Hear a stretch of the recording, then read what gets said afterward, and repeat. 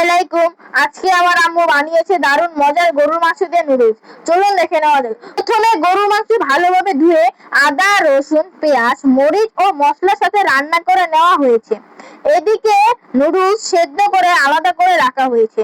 এখন গরম কড়াইয়ে একটু তেল দিয়ে পেঁয়াজ, কাঁচামরিচ আর সবজি হালকা ভেজে নেওয়া হলো। তারপর সে মজাদার গরুর মাংস যোগ করা হলো।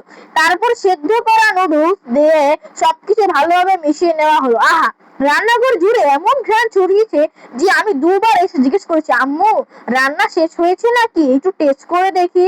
আম্মু তখন রেগে বললো, আগে ভিডিও কর, তারপর খেতে হবে। কিছুক্ষণ নাড়াচাড়া করার পর তৈরি হলো লোভনীয় গরুর মাংসের নুডলস। দেখতে যেমন সুন্দর, খেতেও যেমন অসাধারণ। এক প্লেট খেতে বসলে আরেক প্লেট চাইতে হবেই হবে। আপনাদের কাছে কেমন লাগলো জানাতে ভুলবেন না। ভিডিওটি ভালো লাগলে লাইক, কমেন্ট, শেয়ার করবেন। আল্লাহ হাফেজ। আবার দেখা হবে নতুন কোনো মজার রেসিপি নিয়ে।